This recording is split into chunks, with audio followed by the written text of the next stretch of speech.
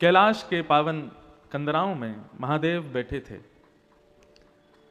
ध्यानस्थ होकर के बैठे थे। पार्वती नित्य उनका दर्शन करती है और नित्य दर्शन करके मन में विचार करती हैं, बाकी सब तो देव हैं परंतु ये महादेव हैं, और महादेव होने के बाद भी पूरा विश्व इनका चिंतन करता है, लेकिन ये नेत्र बंद करके किसका ध्यान करते हैं, किसका स्मरण करते हैं।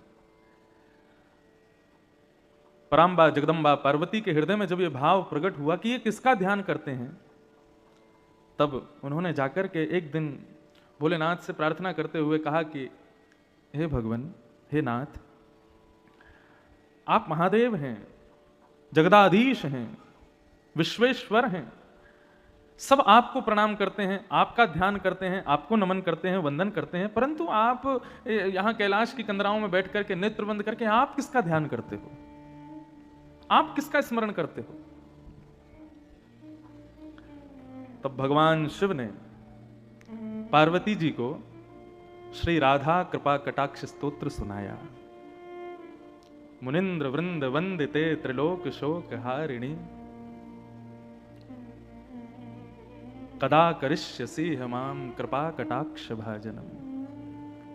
तब भगवान शिव ने ये राधा कृपा कटाक्ष स्तोत्र सुनाया। प्रसंग बड़ा है।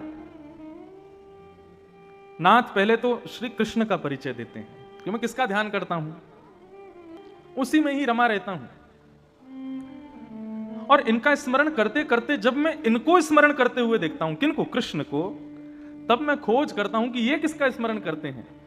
तब प्रकट होती हैं किशोरी जी। और जब भगवान शिव को पता चला कि ये कृष्ण भी इनको ध्याते हैं, इनका ध्यान करते हैं, तब राधा कृपा कटाक्ष स्तोत्र की रचना भगवान शिव ने की। राजा थे वो, राजा नित्य भगवान शिव पर बिल्व पत्र चढ़ाते थे, शिव के बड़े अनन्य भक्त थे। परंतु जिस नगरी के वो राजा थे, उस नगरी में एक शिव का और भक्त रहता था, वो भी परम भक्त था। बहुत ध्यान से सावधानी से सुनिएगा। परम भक्त थे शिव के, उनका मन होता था कि मैं भी शिव के नित्य अर्चना करूं, नित्य उन पर बिल्व पत्र चढ़ाऊं। एक बार उन्होंने विचार किया कि बेलपत्र का सबसे सुंदर वन कहां है, तो किसी ने उनको बताया कि भैया बेलपत्र का सबसे सुंदर वन जो है वो राजा के बगीचे में है। वो राजा नित्य बेलपत्र चढ़ाते हैं, उनके बगीचे के बेलपत्र सबसे सुंदर हैं। बोले राजा के यहां से बेलपत्र कैसे लिया जाए, क्योंकि वैष्णवों की और शैवों की एक आदत होती है, वो कोई भी सुंदर वस्तु का दर्शन करते हैं तो उस सुंदर वस्तु को अपने प्रयोग में ना लेकर के वो अपने इष्ट को प्रदान करने का भाव ज्यादा रखते हैं। जैसे हमारे वृंदावन में कई ऐसे भक्त हुए, वो कुछ भी सुंदर वस्तु को देखते हैं तो वस्तु देख करके उनके मन में भाव आता है कि हमारे ठाकुर जी को पहुंचनी चाहिए। ऐसे कई शैव भक्त हुए, उनके मन में यह भाव होता है कि कुछ भी वस्तु हो वो अच्छी से अच्छी हमारे ठाकुर जी को मिले। आजकल के भक्त कैसे होते हैं, हम अच्छा रहें, हम अच्छा खाएं, हम अच्छा पहने, और ठाकुर जी कैसे भी रहो। मंदिर में जहां ठाकुर जी विराजते हैं वहां पर कई लोगों के यहां तो पंखे भी नहीं होते, क्यों, विचार ही नहीं उठता मन में। लेकिन कई घरों में मैं जाता हूं, वो अपने सुख सुविधा का इतना विचार नहीं करते, वो सोचते हैं हमारे जो सेवाए ठाकुर जी हैं ना वो सुख से विराजे। ये वैष्णव का स्वभाव है। तो उस व्यक्ति के मन में आता था कि राजा के बगीचे के बिलपत्र चढ़ाया करूं मैं शिव को, तो मेरी सेवा, उससे मैं संतोष मुझे मिलेगा। लेकिन कैसे करूं, इतने सैनिक रहते हैं, इतने सब कुछ रहते हैं। तो उसने मन में विचार किया कि मैं शिव महिम्न स्तोत्र का पाठ करूंगा और इसका पाठ करके अपनी दैवी शक्ति को प्रकट करूंगा। और परिणाम यह हुआ कि शिव महिम्न स्तोत्र का इतना पाठ किया गंगा जल में खड़े होकर के कि उसको अदृश्य होने की शक्ति प्राप्त हो गई। वो जब चाहता तब अदृश्य हो जाता, और उसने उस अदृश्य होने की शक्ति का प्रयोग कहां किया, राजा के बगीचे में जाते और बगीचे में जाके बिलपत्र तोड़ते। जैसे ही सैनिक उसको देखते, सैनिक उसको पकड़ने के लिए आते, तुरंत अदृश्य हो जाता और बिलपत्र लेकर के चला जाता, जाकर के भगवान शिव पर चढ़ा देता। राजा को बड़ी चिंता हुई कि मैं इतने बिल्वपत्र अपने बगीचे में उगाता हूं शिव की आराधना के लिए, और ये व्यक्ति अपनी दैवी शक्ति से अदृश्य होकर के सारे पत्रों को ले जाता है, मुझसे पहले चढ़ा देता है। मेरा बगीचा, मेरी मेहनत और बिल्वपत्र चढ़ाता कोई और है। राजा ने यह चिंता जाकर के अपने गुरुदेव को बताई, तो इनके गुरुदेव ने आज्ञा की कि भैया देखो, ये जितनी भी दैवी शक्तियां होती हैं, इनका नाश कब होता है? कुसंग से नाश होता है, दूषित भोजन करने से नाश होता है, दूषित क्रियाएं करने से नाश होता है, और सबसे सहज नाश होता है ठाकुर जी के निर्माल्य पर यदि पैर पड़ जाए तो भी हमारी दैवी शक्तियां नष्ट हो जाती हैं। निर्माल्य मतलब ठाकुर जी के गले में चढ़ा हुआ पुष्प है, पत्र है, प्रसाद है, यदि उस पर आपका पैर लग गया तो पैर लगते ही आपकी दैवी शक्ति नष्ट हो जाएगी। हाँ, केवल इतना है कि जहां मंदिर परिसर है, मंदिर परिसर में अगर चढ़ जाए, पैर कहीं लग जाए ठाकुर जी के निर्माल्य पर, तो दोष नहीं है। मंदिर से बाहर यदि ठाकुर जी के निर्माल्य पर आपने पैर रख दिया तो वो घातक है। आप नेत्र बंद करते हो, ठाकुर जी प्रकट हो जाते हैं, उनका दर्शन होता है, यह भी एक दैवी शक्ति है। लेकिन आपकी भक्ति में, आपकी सेवा में यदि लेश होने लग जाए तो समझ लेना आपने कहीं ना कहीं अपराध तो किया है, किसी निर्माल्य पर चरण तो रखा है।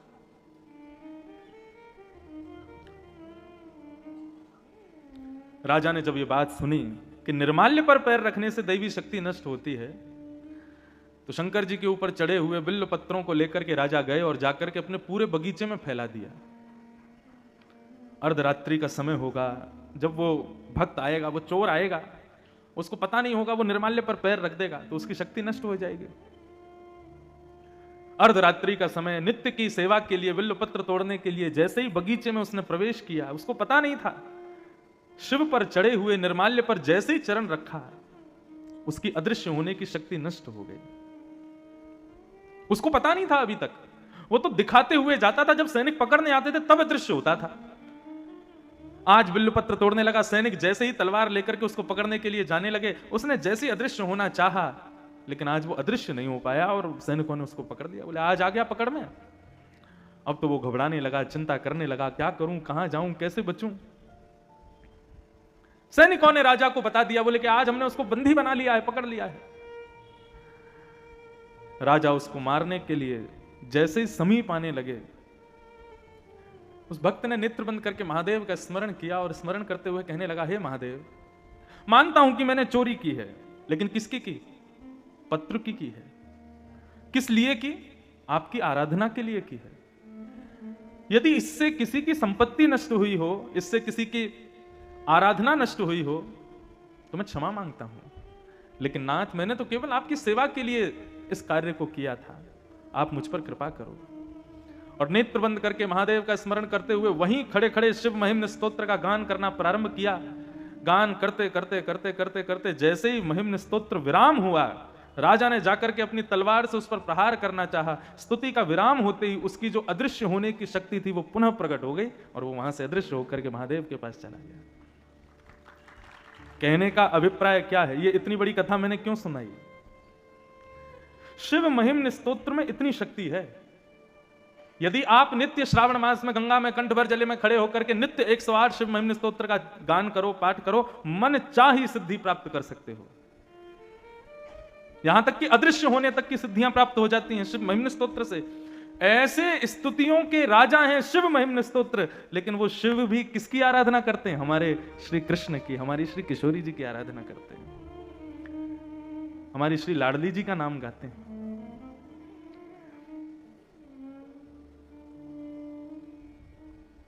शिव महिम्न स्तोत्र के 108 पाठ, और 108 तो कम बता रहा हूं, 1,00,000 पाठ, एक पुरुष चरण शिव महिम्न स्तोत्र का जितना बल देगा, उतना बल केवल श्री किशोरी जी का एक बार राधा नाम कहने मात्र से प्राप्त हो जाएगा। कहे तो सही। सूरदास जी वहां पर ठाकुर जी को धमकी और देते हैं। सूरदास जी नेत्रहीन है, नेत्र नहीं है उनके पास।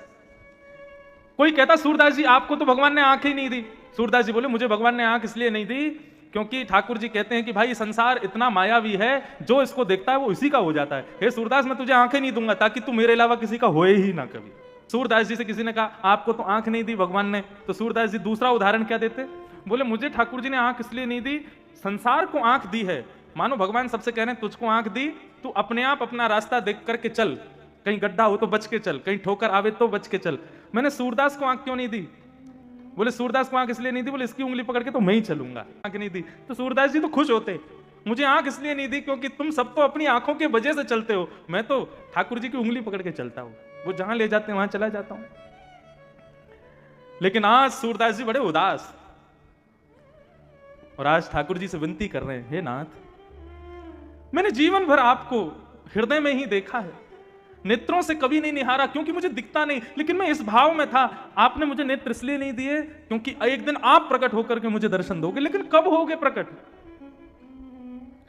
हे नाथ प्रकट हो जाइए ना। और फिर सूरदास जी धमकी देते हैं ठाकुर जी को।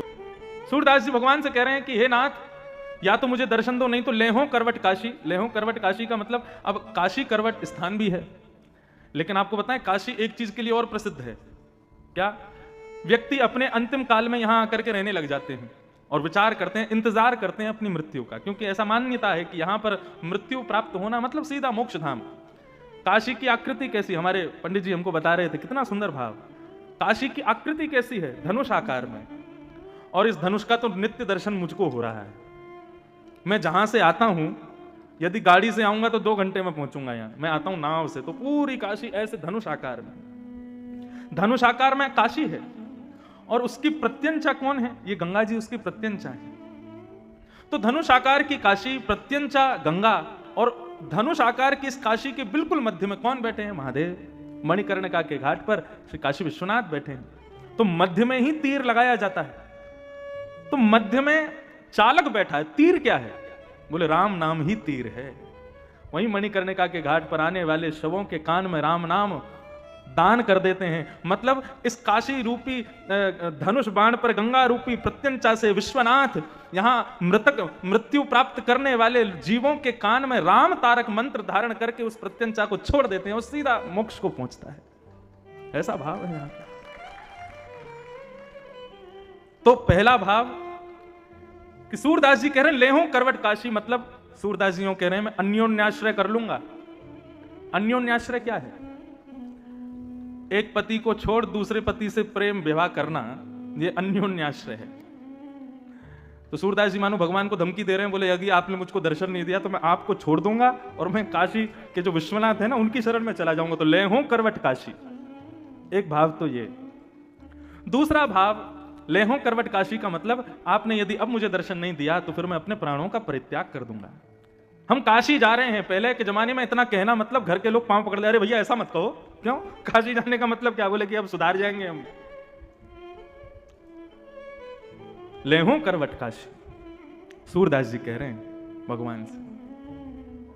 और मैंने ऐसा भी सुना कि एक यहां कुआं है। अब मुझे सत्य तो मेरे को नहीं पता, आप लोग ज्यादा जानते होंगे। उस कुएं में लोग कूद करके अपने प्राणों का परित्याग कर देते थे। वहां नीचे विश्वनाथ भगवान बैठे हैं। तो करवट काशी का मतलब वह भी है कि वहां जाकर के अपने प्राणों का परित्याग कर दूंगा, आदि आदि भाव। लेकिन भाव एक ही है, यदि आपने मुझे दर्शन नहीं दिए तो मैं काशी का आश्रय ले लूंगा। और जैसे ही सूरदास जी ने यह बात कही है, लेहो करवट काशी, इतने में ही ललित त्रिभंगी वंशीधारी मोर मुकुट धारण किए घुंघराले केश अलकावलियों से सुसज्जित पीतांबरी पहने हुए श्री श्याम सुंदर प्रकट हो गए। जैसे प्रकट हुए तो नूपुरों की ध्वनि हुई, अंग से इत्र की सुगंधी सूरदास का स्पर्श करने लगी। सूरदास जी बोले कौन है मेरे सन्मुख? जैसे ही शब्द सुना सूरदास, सूरदास जी के नेत्र सजल हो गए। बोले नाथ आ गए आप? बोले हाँ मैं आ गया। और जैसे ही सूरदास जी के नेत्रों पे हाथ फेरे हैं और कहा सूरदास नेत्र खोलो। जैसे नेत्र खोल करके देखा, सामने ललित त्रिभंगी ठाकुर जी खड़े हैं, मधुर मुस्कुरा रहे हैं, ऐसा सुंदर स्वरूप धारण करके पधारे हैं। ये देख करके सूरदास जी आनंदित हो गए, रोम रोम का दर्शन करने लगे, एक एक अंग का दर्शन करने लगे, और सर्वांगीण अंग का दर्शन करके प्रणाम करते हुए ठाकुर जी से कहने लगे अब मुझे फिर से अंधा बना दो। क्यों? बोले अब इन नेत्रों में आप विराजमान हो गए, मेरे प्रत्येक रोम में आप विद्यमान हो गए, अब मैं इन नेत्रों से किसी और को नहीं देखना चाहता। श्रीमद् भागवत में गोपियां कहती हैं अक्षण बताम फलम इदम न परम विदाम।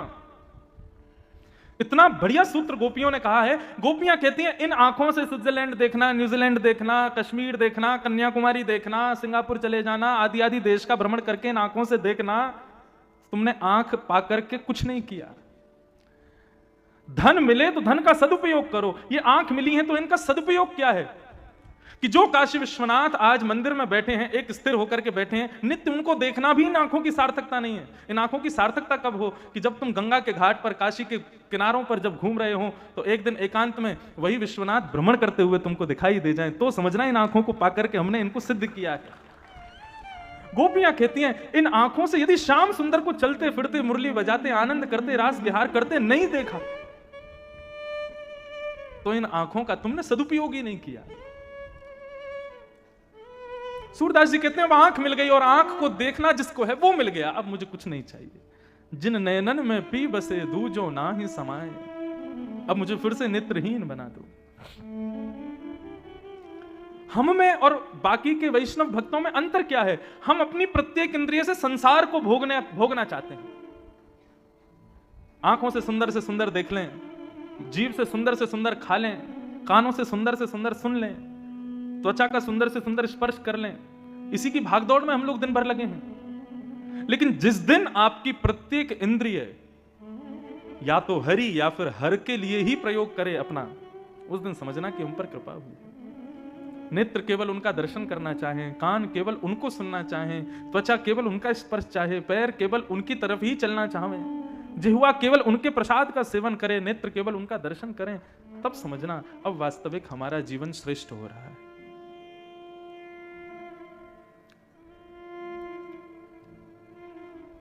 तो ऐसे शिव जो नित्य श्री किशोरी जी का स्मरण करते हैं।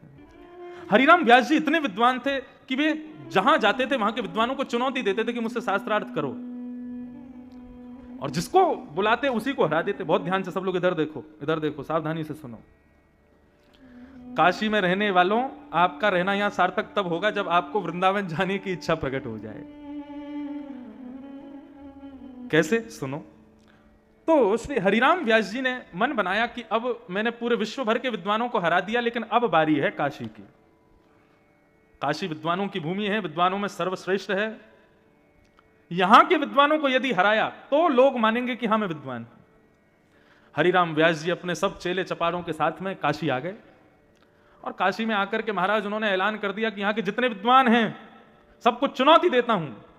उत्तर मीमांसा, पूर्व मीमांसा, 4 वेदों में से किसी भी भाव को, किसी भी पुराण को, किसी भी उपनिषद को लेकर के आओ, शास्त्रार्थ करो, मुझे हरा करके दिखाओ, तो मानूंगा मैं काशी विद्वानों की भूमि है। जब यहां के विद्वानों ने उनकी चुनौती सुनी तो आपस में सबने मीटिंग की, बोले कि भैया कौन जाएगा?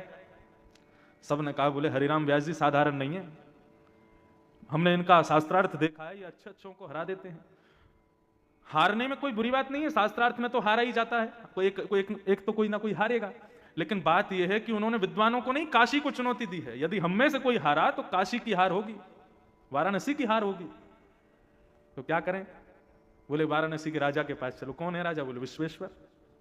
पहुंच गए सब, विश्वनाथ से जाकर के रात्रि प्रार्थना करने लगे, हे विश्वनाथ कृपा करो, ये आए हैं हरिराम व्यास जी, इनसे हमको बचाओ।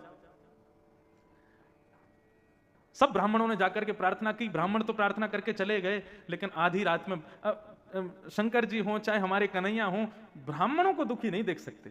वैष्णवानाम यथा शंभु, वैष्णवों में तो सर्वश्रेष्ठ हैं शंभु, और वैष्णवों के सर्वधन है शंभु। भगवान शिव ने मन में विचार किया, बोले कि भैया काशी की रक्षा की अब हमारे ऊपर नौक आ गई है। आधी रात में ही एक दीनहीन से ब्राह्मण का वेश धारण किया भोलेनाथ ने, और एक दीनहीन से ब्राह्मण बनकर के, बिल्कुल सादा सरल से ब्राह्मण बनकर के पहुंच गए हरिराम व्यास जी के पास। हरिराम व्यास जी के चेला खड़े थे बाहर, उनसे जाकर के कहा कि महाराज मैं काशी का ब्राह्मण हूं, हरिराम व्यास जी से कुछ पूछने आया हूं। बालकों ने जाकर के बताया, बोले महाराज काशी का कोई विद्वान आया है, देखने में तो दीनहीन सा है लेकिन ब्राह्मण है, विद्वान ही होगा। हरिराम व्यास जी तुरंत उठ करके बैठ के बोले, बुलाओ, शास्त्रार्थ की सब तैयारियां करो। भगवान शिव भीतर गए और जाकर के हरिराम व्यास जी को प्रणाम करके बैठ गए। तो हरिराम व्यास जी ने कहा, शास्त्रार्थ करने आए हो?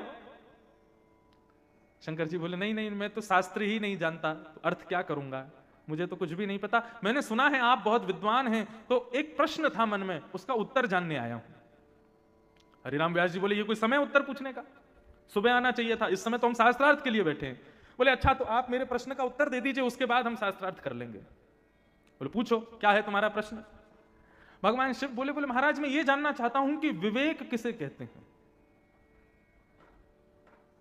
हरिराम व्यास जी बोले विवेक जानने आए हो। बोले हाँ मैं ये जानने आया हूं विवेक कहते किसको है। कथाओं में सुना है बिनु सत्संग विवेक न होई, राम कृपा बिन सुलभ न सोई। राम जी कृपा करके विवेक देते हैं, तो ये विवेक क्या है, मुझे विवेक के बारे में बताइए। हरिराम व्यास जी बोले विवेक का मतलब होता है सद असद का ज्ञान होना, सही गलत की पहचान होना। सद असद का ज्ञान ही विवेक है। महादेव मुस्कुराने लगे। बोले मिल गया उत्तर। बोले उत्तर तो मिल गया, लेकिन प्रभु मैं ये कहना चाहता हूं सही गलत का ज्ञान होना विवेक है, तो मैं आपसे दूसरा प्रश्न ये करना चाहता हूं क्या आप विवेकी हो, क्या आपके पास विवेक है। हरिराम व्यास जी बोले कैसी बात करते हो। बोले नहीं मैं बस ये पूछना चाहता हूं आप विद्वान क्यों हुए, आपने इतनी पढ़ाई की, इतना अध्ययन किया, इतने विद्वान बने, किस लिए, केवल ब्राह्मणों को हराने के लिए। विद्वान इसलिए बना जाता है, क्या यही विवेक है आपका। कोई व्यक्ति अध्ययन करता है तो अध्ययन करके उसका कोई ना कोई विचार होता है कि मैं इस ग्रंथ को क्यों पढ़ रहा हूं, इसके पढ़ने के बाद मैं ऐसा करूंगा, मैं ये करूंगा, ये मेरा सत्संकल्प है। लेकिन आपका संकल्प तो हमको इतना मालूम पड़ता है कि आप विद्वान केवल और केवल इन बेचारे सीधे भोले भाले ब्राह्मणों को हराने के लिए बने हो। इतनी विद्या आपने अपने भीतर समा रखी है केवल ब्राह्मणों को हराने के लिए, क्या यही विवेक है आपका। कितने ब्राह्मणों को निराश कर देते हैं आप, कितने ब्राह्मणों को हरा करके हताश कर देते हैं और फिर खुद को विद्वान कहते हैं, क्या यही विवेक है आपका। हरिराम व्यास जी तो मौन चुप बैठे हैं। चेलाओं से कहा बाहर जाओ, गेट बंद करो। बाहर चले गए, गेट बंद कर दिया। हरिराम व्यास जी अपने आसन से उतरे और पैर पकड़ के बोले तुम ब्राह्मण नहीं हो, कौन हो, जल्दी बताओ। आप साधारण नहीं हैं, आप कौन हैं, रूप बदल करके आए हैं। इतना विद्वान तो मैं हूं कि मुझे पहचान है कि सामने बैठा व्यक्ति कौन है। आपके शब्द, आपके नेत्र मुझे अपनी ओर आकर्षित कर रहे हैं। आप साधारण नहीं हैं, कौन हैं, प्रकट हो जाइए। इतने में ही ध्याये नित्यम महेशम रजत गिरिनिभं चारु चंद्रावतंसम रत्नाकल्पोज्ज्वलांगम पयशमृगवराभीति हस्तं प्रसन्नम पद्मासीनं समन्तास्तु सममरगणै व्याधिकृत्यं वसानम् विश्वाद्यं विश्ववंदनम अखिल भयहरम पंचवक्त्रम त्रिनेत्रम। देवादिदेव महादेव श्री विश्वनाथ भगवान प्रकट हो गए। जैसे ही दर्शन किया है हरिराम व्यास जी रुदन करने लगे, पूरा शरीर कंपायमान हो गया, चरणों में गिर गए, क्षमा मांगने लगे। बोले नाथ मुझे क्षमा कर दो। भोलेनाथ ने अपने हृदय से लगाया। बोले हरिराम व्यास तुम साधारण नहीं हो, तुम बहुत विद्वान हो, लेकिन तुमको विद्वत्ता इसलिए प्राप्त नहीं हुई कि तुम ब्राह्मणों को हराओ। अरे तुम तो हमारे कुंज विहारी के, हमारी श्री किशोरी जी की नित्य सखी हो, नित्य सहचरी हो, तुम विशाखा का अवतार हो। तुम्हारे लिए यह काम नहीं है कि तुम जा करके और विद्वानों को हराओ। ये काशी तुम्हारे लिए नहीं है। हरिराम व्यास जी बोले तो मैं क्या करूं, आज्ञा करो। बोले अभी इसी वक्त वृंदावन चले जाओ और श्रीधाम वृंदावन में जाकर के सदा सर्वदा के लिए किशोरी जी के चरणाश्रित हो जाओ। ये काशी तुम्हारे लिए नहीं है।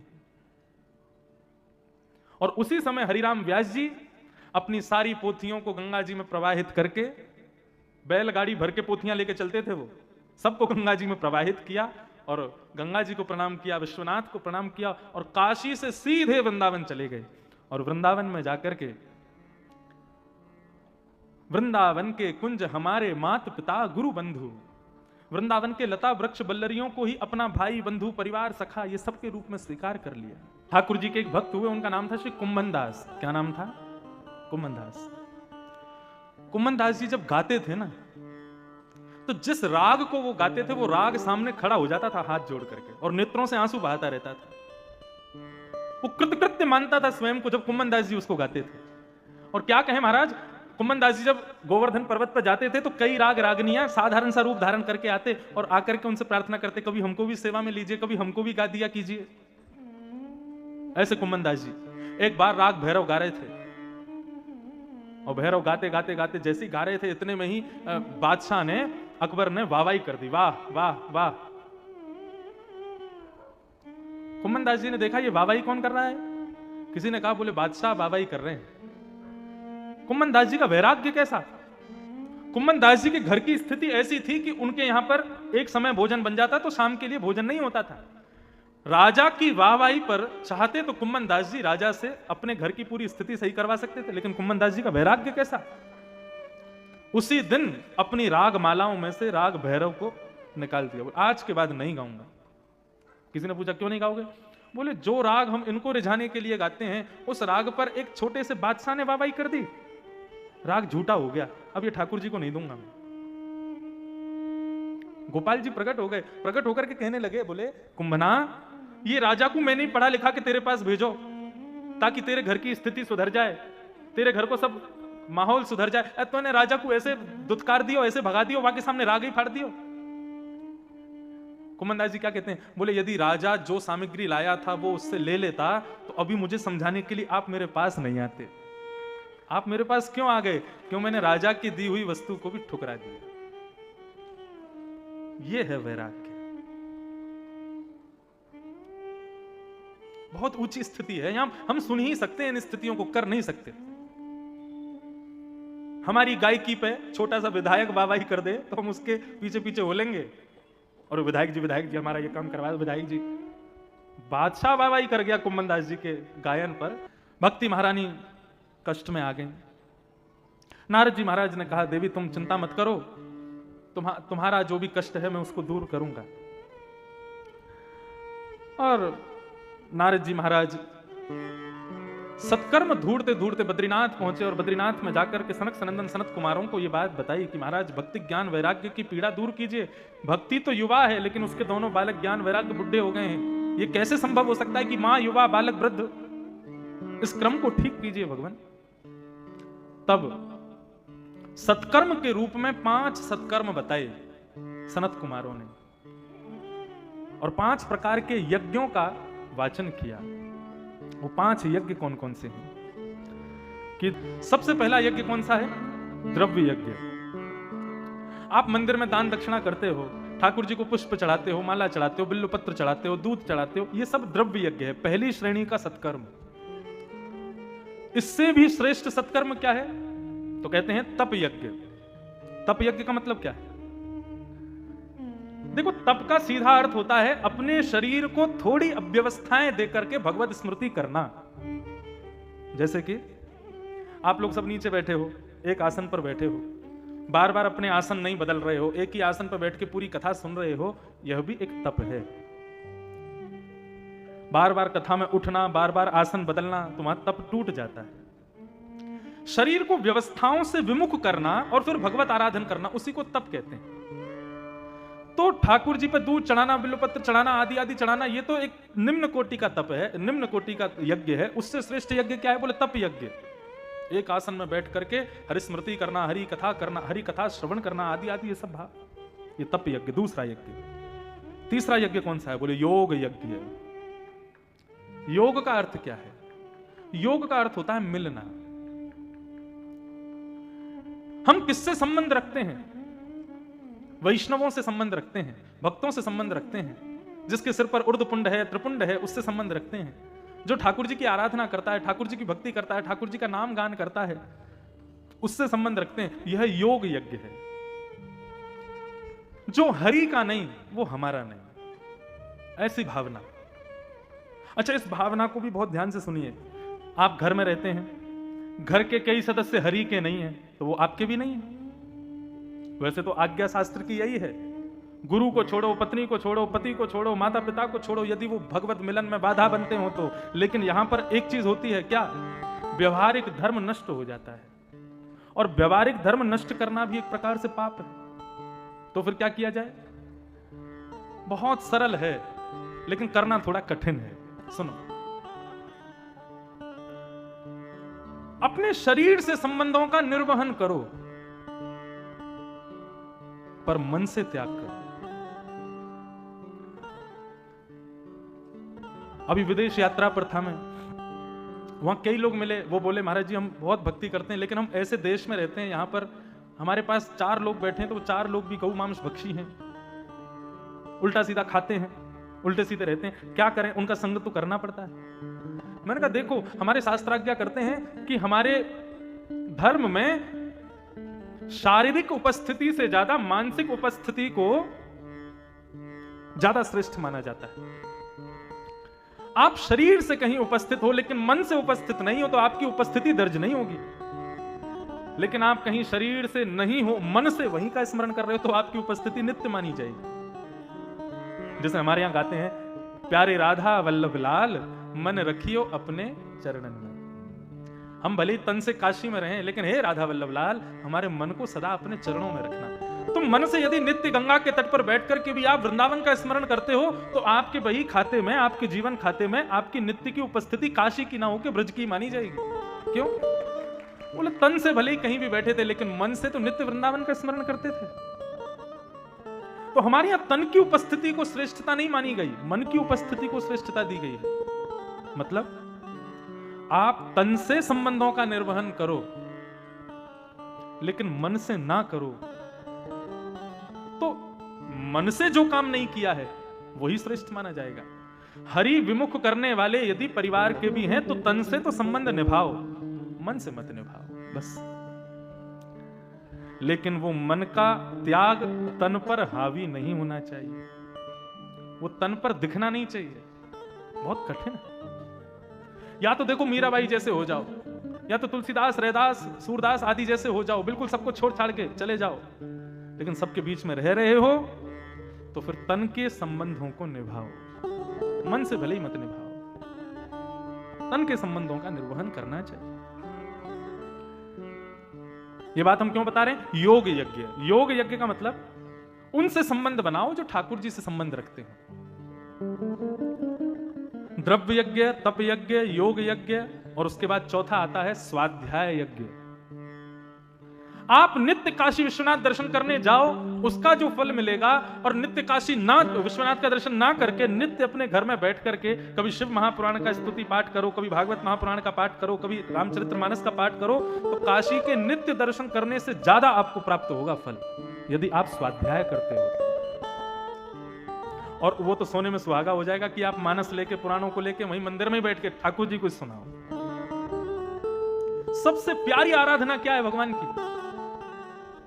बिल्व पत्र चढ़ा रहे हैं, दूध चढ़ा रहे हैं, जल की धारा चढ़ा रहे हैं। आज तो मैंने देखा महाराज, सुबह जितनी देर पुजारी जी अभिषेक कर रहे थे उतनी देर तो शंकर जी ऐसे लग रहे थे वाह प्रसन्न मुद्रा में बैठे हों। और जैसे ही पुजारी जी निकले और महाराज भीड़ का आक्रमण हुआ भगवान शिव पर, मैं जब गर्भगृह में गया तो मैंने देखा असंख्य बिल्व पत्र जाने कहां से बरस रहे थे ऊपर से। कोई दूध चढ़ा रहा, एक ने तो लोटा ही फेंक दिया वहीं। मैंने कि शंकर जी सिर पकड़ के बैठ गए होंगे। मेरे हिसाब से आपके जल चढ़ाने से, बिल्व पत्र चढ़ाने से, दूध चढ़ाने से शायद उनको उतनी प्रसन्नता ना हो। वहीं विश्वनाथ के कॉरिडोर के किसी कोने में बैठ करके मानस की चौपाइयां गा दोगे, भागवत के श्लोक गा दोगे तो महादेव प्रसन्न हो जाएंगे, आनंदित हो जाएंगे। मुझे बुला रहे थे पुजारी जी, अंदर आओ अंदर। मेरा इच्छा नहीं थी, मैंने कहा आपने अभिषेक कर दिया, मैं अभिषेक अपनी वाणी का कर रहा हूं 80 घाट पर, मैं उसी से ही आनंदित हूं। मुझे नहीं ये चढ़ाना, आपने चढ़ा दिया हो गया। ये समझना यही विवेक है। मंदिर में होड़ रहती है कि इसने दूध चढ़ाया है तो मैं भी चढ़ाऊंगा। पॉलिथिन फोड़ के अमूल वाली लेके आएंगे, सीधी धार शंकर जी पे। आहा, महादेव खुश हो गए, अमूल वाला लाया, सस्ता वाला नहीं लाया था। सबसे महंगा दुग्धाभिषेक है मानस की सुंदर चौपाई, भागवत के सुंदर श्लोक, इनसे अभिषेक करो। इनसे बढ़िया पंचामृत नहीं है। मैं तो अपने श्रोताओं से कहता हूं कि केवल सुनने तक सीमित मत रहो, कुछ लेकर के जाओ, याद कर लो इन श्लोकों को, इन पदों को, इन भावों को, इन चौपाइयों को। और क्या करो, बोले किसको दुनिया के लोग नहीं सुनेंगे क्योंकि वो इसके लायक है ही नहीं। इसके सबसे बड़े श्रोता तो महादेव ही हैं, उन्हीं को सुनाओ, प्रसन्न हो जाएंगे। रावण से प्रसन्न होने का एकमात्र कारण यही था महादेव का, क्योंकि वो सुनाता था, वो गाता था, वो जाकर के कहता था, इसलिए प्रसन्न होते थे।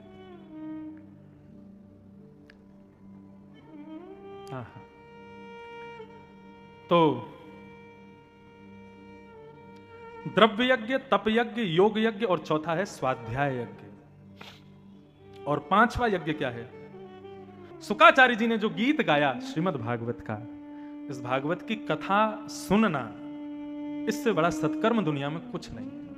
ये मैं नहीं कह रहा हूं, स्वयं भागवत कह रहे हैं। 4 यज्ञ बताए, द्रव्य यज्ञ, तप यज्ञ, योग यज्ञ, स्वाध्याय यज्ञ, और सबसे बड़ा यज्ञ क्या बताया? बोले शुकाचार्य जी के द्वारा कही गई भागवत को श्रवण करना, ये सबसे बड़ा यज्ञ है। इसको करने मात्र से सारे यज्ञ प्राप्त हो जाते हैं। नारद जी महाराज को सनत कुमारों ने कहा कि नारद, यदि तुम चाहते हो कि भक्ति ज्ञान वैराग्य का कष्ट दूर हो तो श्रीमद् भागवत की कथा कराओ। नारद जी हंसने लगे, बोले महाराज आप क्या कह रहे हैं? भागवत में इतनी सामर्थ्य है कि वो ज्ञान वैराग्य को पुनः युवान कर देगी। अरे मैंने साक्षात वेद सुना दिया, मैंने साक्षात गीता सुना दी, उससे कुछ प्रभाव नहीं हुआ तो भागवत से कैसे प्रभाव हो जाएगा? बहुत सुंदर बात कहते हैं सनत कुमार।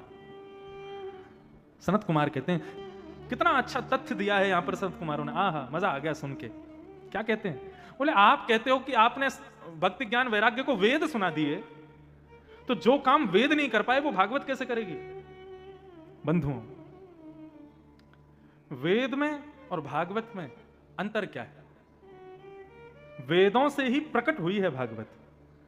चतुर्वेद, ऋग्वेद, यजुर्वेद, सामवेद, अथर्ववेद, उनका ही अर्थ है श्रीमद् भागवत। तो यहां पर इतनी अच्छी बात कहते हैं, बोले कि देखो भाई, भागवत इसलिए श्रेष्ठ है क्योंकि तुमको यदि दिया जलाना है तो दिया दूध से नहीं जलेगा, जबकि दूध में घी होता है, लेकिन फिर भी आप दूध से दिया नहीं जला सकते। यदि आपको दिया जलाना है तो दूध को बासा करना पड़ेगा, जब वो दही बन जाएगा तो उसको मथना पड़ेगा, जब उसको मथोगे तो नीचे छाछ रह जाएगी, ऊपर मक्खन आएगा, उस मक्खन को घी बनाना पड़ेगा, जब वो घी बन जाएगा तब उसको दिए में डालोगे, अग्नि प्रज्वलित करोगे, दिया जल जाएगा। आपके एक हाथ में एक गिलास दूध दे दिया जाए, दूसरे हाथ में एक गिलास घी दे दिया जाए और कहा जाए एक को छोड़ना पड़ेगा, किसको छोड़ोगे? किसका त्याग करोगे? दूध का कि घी का? दूध का कर दोगे। क्यों? घी उसका तत्व है, घी मूल्यवान है, घी वो प्रदान कर सकता है जो दूध में शक्ति नहीं है। तो श्रीमद् भागवत, वेद क्या है? बोले वेद दूध है, और श्रीमद् भागवत उसी दुग्ध से प्रकट हुआ घी है। ये जीवात्मा रूपी दिए जो हैं, ये जीवात्मा रूपी श्रोता रूपी दिए जितने भी बैठे हैं, इनको दूध से प्रज्वलित करना चाहोगे कभी नहीं हो पाएंगे। इनको प्रज्वलित करना है तो उसके लिए घी ही डालना पड़ेगा, और श्रीमद् भागवत घी है। तभी देव आनंदित होते हैं जब घी का दिया जलता है। श्रीमद् भागवत घी के समान है। भूख लगने पर आम के वृक्ष को खाओगे तो ना तो पेट भरेगा ना स्वाद आएगा, लेकिन उस वृक्ष पर ही प्रकट होने वाले आम को खाओगे तो पेट भी भर जाएगा, स्वाद भी आ जाएगा। वृक्ष वेद हैं और उन वृक्षों का पका हुआ फल श्रीमद् भागवत है। निगम कल्प तरोर गलितम फलम सुखमुखाद अमृत द्रव संयुतम पिबत भागवतम रसमालयम मुहुरहो रसिका भुवि भावुका। कल्प तरोर गलितम फलम, पका हुआ फल है श्रीमद् भागवत वेद का, इसका सेवन करो। तब नारद जी की दृष्टि खुली। नारद जी ने कहा अब तो भागवत की कथा ही करानी है। कहां कराई जाए? बोले आनंद नाम के वन में कराओ। गंगा द्वार समीपेतु तटमानंद नामकम, हरिद्वार से पहले एक आनंद नाम का वन पड़ेगा जिसको ऋषिकेश कहते हैं, वहीं पर ये भागवत की कथा कराओ। और भागवत की कथा करेगा कौन? बोले व्यास तुम खुद खोज के लाओ। नारद जी बोले अब आपने स्थान बताया, आपने भागवत का मार्ग बताया, कथा भी आप ही सुनाओ। और सनक सनंदन सनातन सनत कुमार व्यास बने। भागवत की कथा आनंद नाम के वन में हुई। नारद जी उसके श्रोता बने और यजमान भक्ति ज्ञान वैराग्य बने। जैसे ही भक्ति ज्ञान वैराग्य वहां पर प्रकट हुए, कैसे प्रकट हुए कि भक्ति सुतौ तौ तरणौ गृहीत्वा प्रेमैकरूपा सहसा विरासे श्री कृष्ण गोविंद हरे मुरारे नाथेति नामानि गुरुवरे। भक्ति ज्ञान वैराग्य तीनों युवा होकर के नृत्य करते हुए श्री कृष्ण गोविंद हरे मुरारे हे नाथ नारायण वासुदेव कीर्तन करते हुए वहां पर प्रकट हो गए। भक्ति ज्ञान वैराग्य तीनों ने नारद जी को और व्यास को प्रणाम किया और नारद जी से कहा हमारे लिए उचित स्थान बताओ, हम कथा पंडाल में कहां बैठे। नारद जी ने इतना सुंदर स्थान दिया, बोले कि हे भक्ति महारानी, ये जितने भी वैष्णव कथा श्रोता बैठे हैं इनके हृदय रूपी आसन पर जाकर के आप बैठ जाओ। निरंतरम वैष्णव मानसानि। और ज्ञान वैराग्य की वृद्धता दूर हुई।